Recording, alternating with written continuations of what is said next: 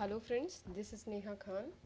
सो मैंने आपको कहा था कि हम अपने चैनल पे क्लास 12th पॉलिटिकल साइंस का सिलेबस कंप्लीट करवाएंगे और हमने स्टार्ट किया था challenges of nation building chapter 1 से, जिसके 3 पार्ट ऑलरेडी मैं अपलोड कर चुकी हूँ और ये उसी चैप्टर को कंप्लीट कर रहा है। 4th पार्ट है और इसके बाद हमारा चैप्टर कंप्लीट हो जाएगा। उसके बाद हम नेक्स्ट चैप्टर पे मूव ऑन करेंगे।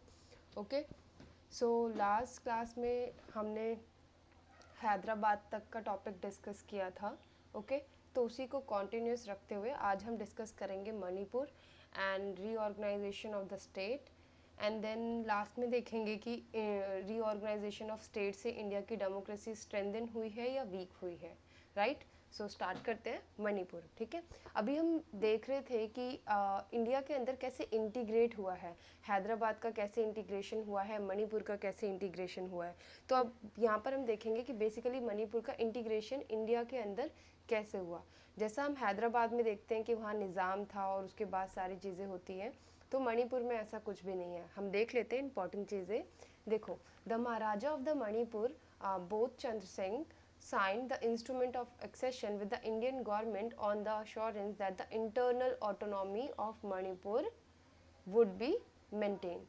तो महाराजा ने क्या किया था, इंडिपेंडेंस से कुछ दिन पहले ही इंस्ट्रूमेंट ऑफ एक्सेशन साइन कर लिया था इस शर्त के ऊपर कि उसकी जो इंटरनल ऑटोनॉमी है, मणिपुर के अंदर जो उनकी ऑटोनॉमी है, आप कह सकते हो कुछ जो राइट्स है वो महाराजा के पास ही रहेंगे, उसकी इंटरनल ऑटोनॉमी बनी रहेगी, स्वायत्तता बनी रहेगी उसकी। ठीक है, अब देखो चीज़ें क्या होती है, चेंज हो जाती है। ठीक है, कैसे चेंज हो जाती है मणिपुर के अंदर।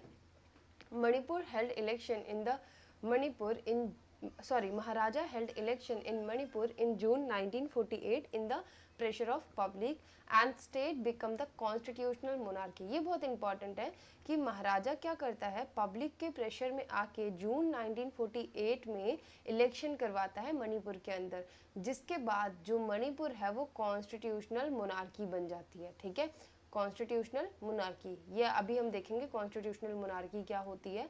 अब उसके बाद देखिए क्या बता रहे हैं। Thus Manipur was the first state of first part of India to hold an election based on the universal adult franchise. तो ये आपको याद रखना है। अगेन वन मार्कर हो सकता है ये, ठीक है ना, कि which part of the India held election on the basis of universal adult franchise firstly. ठीक है ना, तो मणिपुर ऐसा पहला इंडिया का पार्ट था जिसने इलेक्शन होल्ड करवाए थे on the basis of universal adult franchise. Okay, अब देखो कॉन्स्टिट्यूशनल मोनार्की क्या होती है, क्योंकि जून 1948 के बाद जब मणिपुर में इलेक्शन होते हैं तो उसके बाद मणिपुर कॉन्स्टिट्यूशनल मोनार्की में बदल जाता है। तो बेसिकली कॉन्स्टिट्यूशनल मोनार्की क्या होती है, ये टर्म समझते हैं। Right, is a form of monarchy in which monarch exercise their authority in accordance with a constitution and is not alone in making decision। अब देखो नॉर्मली मोनार्क का क्या मतलब होता है, मोनार्की का क्या मतलब होता है, जहाँ पर किंग का सिस्टम होता है, किंग है, फिर उसके बाद उसका जो भी सन होगा वो आ जाएगा। ठीक है, उसके बाद फिर उसका सन, इस तरीके से हेरिडिटरी चलता रहता है। अभी यहाँ पर ये क्या बता रहे हैं कि जब हम कॉन्स्टिट्यूशनल मोनार्की की बात कर रहे हैं तो जो मोनार्क होगा, जो किंग होगा, उसके पास अकेले डिसीजन मेकिंग की पावर नहीं होगी। ठीक है, अगर कोई किंग होता है तो जनरली क्या होती है, उसके पास एब्सोल्यूट पावर होती है कि वो कोई भी डिसीजन ले सकता है बिना किसी से पूछे। लेकिन कॉन्स्टिट्यूशनल मोनार्की में क्या होगा कि जो मोनार्क होगा, जो किंग होगा, उसके पास अकेले डिसीजन लेने की पावर नहीं होगी। ठीक है, वो कुछ चीज़ों से बंधा हुआ होगा। They are bound to exercise power and authorities within limits prescribed by the established legal framework. अब जो भी कॉन्स्टिट्यूशन होगा, जो भी लीगल फ्रेमवर्क होगा, उसके अकॉर्डिंग जो भी लिमिट सेट की गई होगी, मोनार्क उसी के ही अंदर डिसीजन लेगा, उसी के ही अंदर अपनी पावर को, अथॉरिटी को एक्सरसाइज करेगा। राइट, तो मोनार्क के ऊपर एक कॉन्स्टिट्यूशनल बाउंडेशन लग जाएगी, वो उसके बाहर नहीं जाएगा। अब नेक्स्ट देखते हैं, in legislative assembly to view the state. अब देखो जो जब कॉन्स्टिट्यूशनल मोनार्की बन गया तो मणिपुर के अंदर भी लेजिस्लेटिव असेंबली आ गई। लेजिस्लेटिव असेंबली के अंदर दो पार्टीज थी जनरली। ठीक है, स्टेट कांग्रेस, ठीक है, और कुछ अपोजिशन पार्टी थी। अब जो स्टेट कांग्रेस थी मणिपुर के अंदर, वो चाहती थी कि मणिपुर का जो मर्जर है वो फॉर्मली इंडिया के साथ हो जाए। बट कुछ अपोजिशन पार्टी थी जो नहीं चाहती थी कि मणिपुर का मर्जर हो, वो चाहती थी कि मणिपुर इंडिपेंडेंट ही रहे, ठीक है। The government of India succeed in pressurising the Maharaja into signing a merger of agreement in September 1949। अब क्योंकि ये कॉन्स्टिट्यूशनल मोनार्की बन गया था, तो इसको अपनी असेंबली से, लेजिस्लेटिव असेंबली से भी ये पास करवाना था कि मणिपुर का इंटीग्रेशन इंडिया में करवाया जाए या नहीं। बट जनरली महाराजा ने क्या किया, इंडियन गवर्नमेंट के प्रेशर में आके without consult the popular elected legislative assembly of Manipur, उन्होंने मर्जर एग्रीमेंट को साइन कर दिया था, ठीक है। अब नेक्स्ट देखते हैं। अब देखिए, reorganization of the state, okay, the boundaries had to be drawn in a way so that the linguistic and cultural plurality of the country could be reflected without affecting the unity of the nation, ठीक है। अब देखो generally हम क्या देखते हैं, जब मणिपुर बन गया, ठीक है, हैदराबाद, मणिपुर का इंटीग्रेशन हो गया, हैदराबाद का इंटीग्रेशन हो गया, अब एक नई प्रॉब्लम खड़ी हुई। वो नई प्रॉब्लम क्या थी कि जब हमारी कंट्री के अंदर फ्रीडम स्ट्रगल चल रहे थे, उस टाइम पे हमारी जो पॉपुलर पॉलिटिकल पार्टीज थी, उन्होंने लोगों से ये प्रॉमिस किया था कि हम क्या करेंगे, आफ्टर इंडिपेंडेंस हम अपने स्टेट्स बनाएंगे लिंग्विस्टिक बेसिस पे, ठीक है। तो ये वही बता रहे हैं कि एक रीऑर्गेनाइजेशन ऑफ स्टेट कमीशन कब अपॉइंट किया गया, वो अभी हम आगे देखेंगे, पहले ये बेस समझते हैं, ठीक है।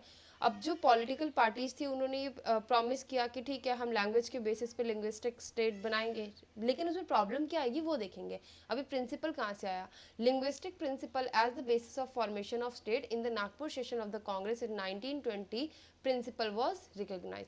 तो नागपुर सेशन में लिंग्विस्टिक प्रिंसिपल को रिकॉग्नाइज किया गया। इनफैक्ट जो कांग्रेस के बहुत सारे जोन थे वो भी लैंग्वेज के बेसिस पे बनाया गया, मतलब ये बहुत स्ट्रांगली उस टाइम पे लिंग्विस्टिक प्रिंसिपल को सपोर्ट कर रहे थे, ठीक है। अब देखो उस टाइम के लीडर्स क्या सोच रहे थे। अब जब हमारा देश आज़ाद हो गया, उसके बाद जो लीडर्स थे, उनका जो पॉइंट ऑफ व्यू था लैंग्वेज बेसिस स्टेट का, वो चेंज हो गया। लिंग्विस्टिक प्रिंसिपल के ऊपर उनका व्यू पॉइंट थोड़ा चेंज हुआ। वो ये मानने लग गए कि state on the basis of language might lead to disruption and disintegration, क्योंकि उन्होंने देखा कि भाई रिलीजन के बेसिस पे ऑलरेडी हमारी कंट्री का पार्टीशन हो चुका है, तो कहीं ऐसा ना हो कि हम लैंग्वेज के बेसिस पे अलग अलग स्टेट बनाएं और फिर उसकी वजह से डिसइंटीग्रेशन स्टार्ट हो जाए। इतनी मुश्किल से हमने इंटीग्रेट किया है डिफरेंट डिफरेंट प्रिंसली स्टेट्स को, ठीक है ना। अब देखो, protest begin in the Telugu speaking area of the old Madras. अब स्टार्टिंग कहाँ से होता है, लोग ऑलरेडी डिमांड कर रहे थे कि भाई हमें लैंग्वेज के बेसिस पे स्टेट चाहिए, लेकिन स्टार्ट कहाँ से होता है, आप कह सकते हो कि एक प्रोटेस्ट स्टार्ट होता है Telugu speaking area of old Madras में। वो लोग तेलुगु बोलते थे, और कौन सा एरिया था, ओल्ड मद्रास का एरिया था, ठीक है। विच इंक्लूड, अब ये जो ओल्ड मद्रास का एरिया था उस टाइम पे बहुत सारे अभी के जो प्रेजेंट स्टेट है वो एग्जिस्ट करते थे उसके अंदर। कौन कौन से स्टेट इंक्लूड करता था, तमिलनाडु, ओके, आंध्र प्रदेश, केरला एंड कर्नाटका। ये चार स्टेट उस टाइम पे ओल्ड मद्रास के अंदर एग्जिस्ट करते थे, और तेलुगु स्पीकिंग पीपल ये चाहते थे कि उनके लिए अलग से एक आंध्र प्रदेश बनाया जाए। और उस टाइम पे एक विशाल आंध्रा मूवमेंट भी चला, जिनका यही ऑब्जेक्टिव था, यही डिमांड था कि भाई उनको एक सेपरेट स्टेट चाहिए, आंध्रा।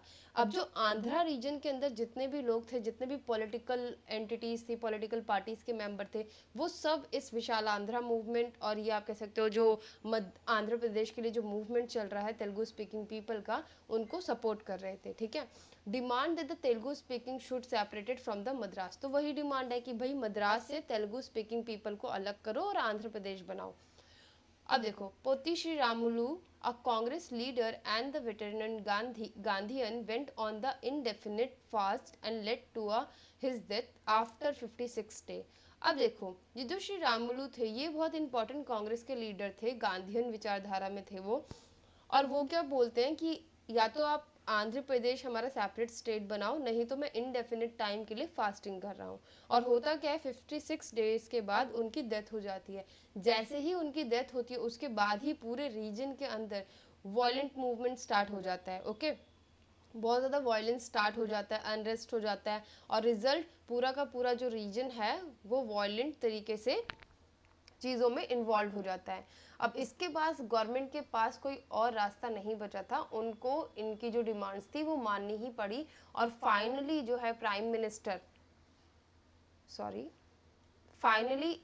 प्राइम मिनिस्टर ने अनाउंस किया कि ठीक है एक सेपरेट आंध्र प्रदेश बनाया जाएगा, और जिसका फॉर्मेशन हुआ दिसंबर 1952 में। ये डेट बहुत इंपॉर्टेंट है, ये पूरी स्टोरी आपने याद रखनी है, दिसंबर 1952। ओके, अब नेक्स्ट देखते हैं। आई होप आपको समझ आ रहा होगा। These struggle forced the central government into appointing a state reorganization commission। अभी हमने देखा ना state reorganization commission। अब जब उन्होंने फर्स्टली आंध्र प्रदेश को रिकॉग्नाइज किया तो बहुत सारे और भी अलग अलग एरिया से डिमांड उठने लग गई कि हमें भी लैंग्वेज के बेसिस पे अलग स्टेट चाहिए। इन चीज़ों को देखते हुए सेंट्रल गवर्नमेंट ने स्टेट रीऑर्गेनाइजेशन कमीशन अपॉइंट किया कि वो डिसाइड करेंगे कि कैसे लैंग्वेज के बेसिस पे हमें स्टेट को फॉर्म करना है। ठीक है, स्टेट रीऑर्गेनाइजेशन कमीशन इन 1953। अब इनका काम क्या था? Redrawing the boundaries of the state. Commission in its report accepted. अब देखो कमीशन एक्सेप्ट करता है कि ठीक है भाई, हम जो है अपने स्टेट वो लैंग्वेजेस के बेसिस पे बना सकते हैं, बट जो प्लूरैलिटी है ना वो कहीं नहीं जानी चाहिए। डाइवर्सिटी और प्लूरैलिटी तब भी वहां पर एग्जिस्ट करनी चाहिए। ठीक है, अब देखो on the basis of report, अब रिपोर्ट जो है इस कमीशन ने, स्टेट रीऑर्गेनाइजेशन कमीशन ने जो 1953 में बनी, उन्होंने अपनी रिपोर्ट सबमिट करी 1956 में। अब उसके बाद देखो ये क्या बोलते हैं कि state reorganization act was pass in 1956, sorry, तो 1956 में क्या होता है, एक्ट पास किया जाता है। ठीक है, this led to the creation of the 14 state and 6 union territory. ठीक है, 6 यूनियन टेरिटरी और जो ये 14 स्टेट है ये बनाए जाते हैं एक्ट पास होने के बाद। Above all, linguistic state underline the acceptance of the principle of diversity। तो principle of diversity जो है linguistic state को ये accept करनी पड़ेगी। When we say that India adopted democracy, it does not simply mean that the India embraced a democratic constitution, nor does it merely mean that the India adopted a format of election. अब ये क्या कहते हैं कि पहले क्या था, जब तक लिंग्विस्टिक स्टेट लैंग्वेज के बेसिस पे या लिंग्विस्टिक स्टेट नहीं बने थे, तब तक जो हमारे लीडर्स थे उनको ये लग रहा था कि जो हमारी कंट्री है वो लैंग्वेज के बेसिस पे अगर स्टेट बनाए जाएंगे तो उसकी वजह से हमारी कंट्री के अंदर डिसइंटीग्रेशन ज़्यादा हो जाएगा। ठीक है, बट बाद में जब हमने स्टेट्स बनाए लैंग्वेजेस के बेसिस पे और प्रिंसिपल ऑफ डाइवर्सिटी को भी फॉलो किया गया, तो उसके बाद हमें ये समझ में आया, हमारे जो लीडर्स थे उनको ये समझ में आया कि लैंग्वेज के बेसिस पे स्टेट बनाने से हमारी कंट्री के अंदर वीकनेस नहीं आई है, डिसइंटीग्रेशन नहीं हुआ है, बल्कि हमने डेमोक्रेसी के प्रिंसिपल को और ज़्यादा स्ट्रेंथन किया है, क्योंकि हमने जो रीजनल ऑटोनॉमी है, जो रीजनल एस्पिरेशन है, उसको फुलफिल किया है। ठीक है, the choice was larger than that. तो क्या बोल रहे हैं कि सिर्फ कॉन्स्टिट्यूशन को अडॉप्ट कर लेना, सिर्फ इलेक्शन करवा देना, यही डेमोक्रेसी नहीं होती है। The choice was larger, it was a choice in the favour of recognising, accepting existence of the differences. तो कहते हैं कि जो डिफरेंसेस एग्जिस्ट करती है आपको उसे एक्सेप्ट करना है। ठीक है, वो होता है डेमोक्रेसी, कि आप जो भी डिफरेंट आपके व्यू है, भले ही वो अपोजिशनल हो, ठीक है, इट डजंट मीन कि वो आपके फेवर में ही हो, अपोजिशनल व्यू हो सकते हैं, डिफरेंट व्यू हो सकते हैं, अगर वो भी एग्जिस्ट करते हैं तो आपको उसे भी एक्यूमुलेट करना है, आप उसे भी रिकॉग्नाइज करोगे, आप उसे भी एक्सेप्ट करोगे, ये मतलब होता है डेमोक्रेसी का। Democracy in other words was associated with the plurality of idea and way of life। और कहते हैं कि डेमोक्रेसी जो एसोसिएट करती है वो एसोसिएट ही करती है प्लूरैलिटी के साथ, कोई single language, single religion, single culture की बात नहीं करती है, प्लूरैलिटी की बात करती है। Different different language, different different culture, different religion, उनकी बात करती है और सबको साथ में लेकर चलने की बात करती है, वे ऑफ लाइफ होती है डेमोक्रेसी। तो ये बताया है इन्होंने। ठीक है, तो बेसिकली जो लिंग्विस्टिक स्टेट है, लैंग्वेज के बेसिस पे जो स्टेट बनाए गए, उन्होंने हमारी डेमोक्रेसी को और ज़्यादा स्ट्रेंथन किया है। ओके, तो यहाँ पर हमारा चैप्टर कंप्लीट होता है। और भी आपके चैप्टर के लास्ट में कुछ बॉक्स दिया हुआ होगा रेड येलो कलर का, जिसमें बताया होगा कि कौन कौन से स्टेट कब फॉर्म हुए, वो आपको एक बार रीड कर लेना है।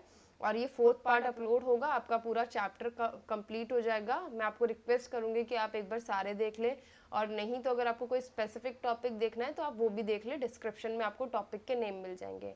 And this note, thank you, we have completed our chapter 1 challenges of nation building.